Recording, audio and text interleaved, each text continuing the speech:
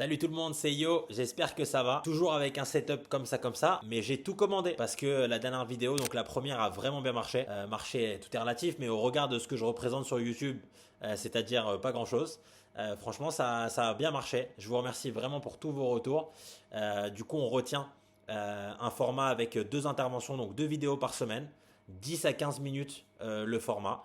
Le lundi et le jeudi, là ça postera exceptionnellement le mardi parce que j'avais posté dimanche. Mais sinon, on va garder cette routine-là. Et j'ai pensé à un super concept. J'en ai parlé avec pas mal d'entre vous et ça vous a grave plu. C'est de prendre comme postulat de départ les conseils de YC. Il y en a 22, donc ça va faire 22 vidéos. Et de ce postulat de départ, de ce conseil de Y Combinator, j'allais vous donner des anecdotes que moi j'avais vécues dans les entreprises où j'étais avant ou dans celles que je suis maintenant en tant que cofondateur.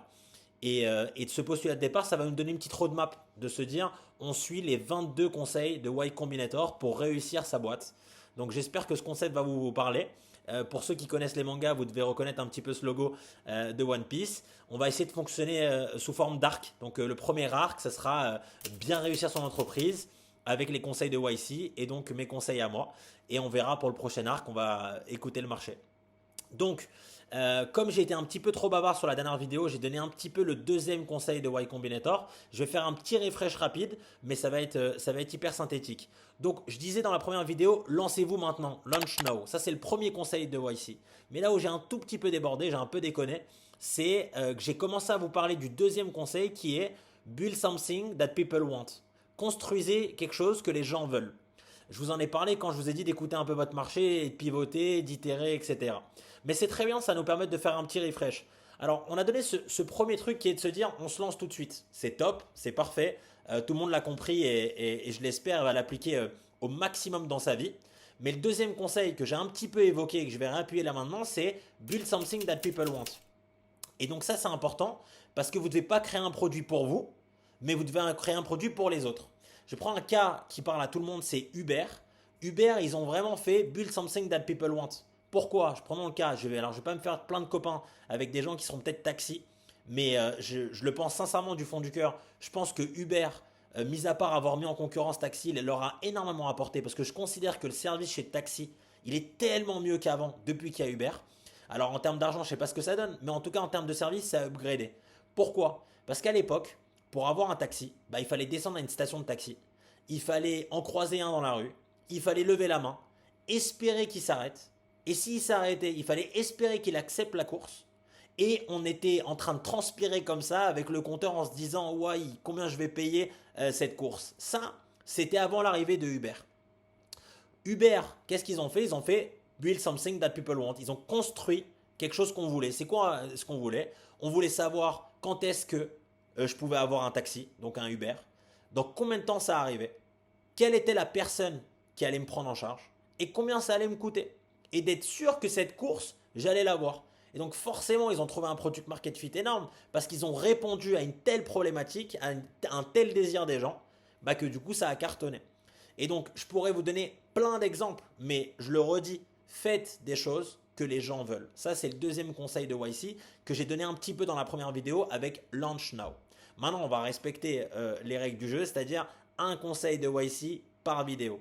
Et donc, le conseil principal de cette vidéo-là, c'est un conseil qui est très difficile à mettre en place, qui est assez contre-intuitif, mais qui est tellement important et que nous, en tout cas, dans ce qu'on traverse en ce moment comme phase dans l'IMOVA, c'est vraiment un des conseils qui nous aide le plus à nous refocus, c'est do things that don't scale. Faites des choses qui ne sont pas scalables. Alors là, c'est à ce moment-là, on perd tout le monde. Mais attends, on parle de scalabilité, on parle de croissance, on parle de scaling tout le temps quand on parle d'entrepreneuriat, quand on parle de boîte, quand on parle de SaaS. Mais là, je suis en train de dire do things that don't scale. Donc là, généralement, c'est le moment où tu dis, qu'est-ce qui t'arrive, yo? Tu dis n'importe quoi. Et pourtant, non. C'est bien le troisième conseil de YC et je vais essayer de vous l'expliquer du mieux que je peux. Ça veut dire quoi faire quelque chose de pas scalable? Alors évidemment, le but c'est pas de faire ça, mais le but c'est de se dire à quel moment je dois mener quel type d'action. Et au début de ta croissance, donc quand tu as fait launch now et que tu as fait build something that people want, normalement tu as atteint ton product market fit. Parce que si tu t'es lancé et que tu as créé quelque chose que les gens veulent, normalement, selon toute vraisemblance, tu as rencontré ton marché. Donc tu as ton product market fit. C'est super. Mais là, tu es au tout début de ta croissance. Et au tout début de sa croissance, on ne fait pas ce qu'on fait quand on est complètement en pleine croissance, qu'on est sur un rythme complètement défini. Non, quand on est au tout début de sa croissance, il faut faire des sacrifices. Et donc, on doit faire do things that don't scale. Pourquoi? Parce qu'on ne peut pas tout faire. Prenons un exemple de quelque chose qui n'est pas scalable et qu'au début d'une entreprise, à titre personnel, je recommande énormément de faire. Que vous soyez cofondateur ou peu importe de l'entreprise, que vous ayez un rôle majeur, prenons un exemple simple, c'est d'appeler ses premiers clients, d'appeler ses premiers leads. Pourtant, on pourrait se dire qu'un cofondateur d'une entreprise qui est en train de gérer une levée de fonds, de la comptabilité, du recrutement, plein de choses, on pourrait se dire, les premiers leads qui viennent de tomber dans la boîte, c'est vraiment à moi de les traiter, c'est pas scalable. Le cofondateur, il a d'autres choses à faire dans l'entreprise que simplement parler à un client. Et pourtant, c'est au cofondateur, c'est aux premières personnes de la boîte d'appeler ces leads. Parce que on est au tout début de la croissance, on n'est pas robuste, et à ce moment-là, il faut qu'on guette du feedback. Il faut qu'on ait un retour utilisateur. Et donc les premiers leads, c'est à nous de les appeler. Et c'est pas scalable, mais c'est très important. Parce que les premiers leads, le cofondateur va être capable de mieux les analyser qu'autre chose, de mieux pitcher sa boîte que tout le monde, de mieux vendre le produit. Et donc, c'est la meilleure personne au moment T pour les appeler. Ce qui n'est pas scalable, c'est d'appeler des clients qui seraient mécontents. On pourrait se dire, ce qui serait scalable, c'est le cofondateur recrute un support, recrute une IA, l'IA parle au client, le support parle au client, peu importe, mais lui, le cofondateur, il est en dehors de la mêlée et il pilote la stratégie. Pas du tout. Au tout début de la boîte, c'est pas du tout ce qui doit se passer. Le cofondateur aussi, il appelle le SAV, il appelle le churn et il vient prendre du feedback. Monsieur, qu'est-ce qui s'est passé? Pourquoi vous voulez quitter l'aventure? Et il comprend. Et parce qu'il comprend et parce que à ce moment-là, on est au tout début de la croissance, donc on est à la fois beginners, donc débutants, et pas robustes, c'est à ce moment-là que les personnes les plus importantes de l'entreprise doivent être présentes sur le terrain. Dernier exemple que je peux donner, parce que sinon on ne s'arrêtera jamais. Je veux sortir une feature. Cette feature-là, le CTO, il dit, vous la voulez full automation, c'est 3 semaines. Si vous voulez un MVP de la feature, non pas du projet, c'est demain que c'est prêt. Mais attention, à chaque client, il faudra activer à la main le produit. On retient ce qu'on se dit, launch now, do things that don't scale. Bien sûr, tu parles à ton CTO, mon CTO il s'appelle Dan, et donc je lui dis, Danouche, tu sors la feature. Et si jamais la feature, admettons que c'est un code de parrainage, et que le code de parrainage, on pourrait faire un super système d'automation, les devs, ils bosseraient 3 semaines dessus, ça serait incroyable, mais tu n'as pas d'utilisateur. Tes users, ils ne veulent pas faire de parrainage. Eh ben, tu as burn 3 semaines de ton CTO, de ton équipe tech. C'est pas malin. Donc, au début de ta feature, parce que tu es au début et que tu es fragile, tu le fais toi, tu le fais à la main, tu fais la bagarre. Donc, c'est-à-dire, tu sors ton code de parrainage à l'arrache et chaque client qui a activé un autre client, eh ben, tu iras dans Stripe et tu lui rajouteras un mois. C'est pas scalable, mais tu vas pouvoir sortir cette feature rapidement, vérifier si elle est intéressante et donc à ce moment-là, parce que du coup elle n'est plus au début, parce qu'elle a prouvé son efficacité, alors là tu pourras scale. Et là ça sera hyper pertinent de le faire. Et donc je le redis, même si c'est pas intuitif et que c'est rébarbatif et que ça fait chier de faire toutes ces actions-là, au début tu es obligé. Do things that don't scale.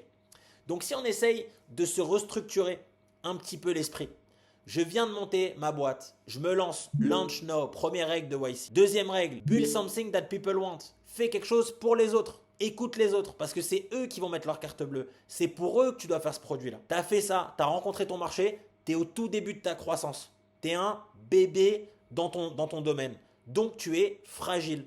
Donc pour te rendre robuste, il faut que tu ailles chercher du feedback. Il faut que tu ailles chercher des certitudes. Donc où tu vas chercher ça? Auprès de tes clients, de tes users, tes utilisateurs. Et donc, tu vas le faire toi. Parce que oui, au début de la boîte, les cofondateurs sont les sales, sont le support, sont la tech. C'est tout le monde. On va dans la mêlée générale, on va faire la bagarre. Et donc, on fait des choses qui ne sont pas scalables. Et une fois qu'on a récupéré du feedback, une fois qu'on a vérifié que les features, que les choses marchent et qu'on dit là maintenant, on perd du temps parce qu'on a trop de demandes et on ne sait pas la traiter à la mano, donc tu as un problème de riche, là tu commences à organiser ton scaling. Et ça, on va le voir dans une prochaine vidéo. On parlera également de comment on lève des fonds, quelle est la méthode, etc. Mais bref, je ne vous en dis pas plus. Voilà le résumé de ce deuxième épisode de la chaîne. Évidemment, tout le monde va s'abonner, me laisser un commentaire, le feedback, l'énergie, le format, tout ce que vous avez apprécié ou pas apprécié dans cette vidéo. Vous me donnez un maximum de force. Je remercie tout le monde pour vos messages, Continuez de m'en donner, c'est le plus important. Et moi, je vais donner le meilleur de moi-même pour vous donner un maximum de valeur. Je vous embrasse et n'oubliez pas, do things that don't scale.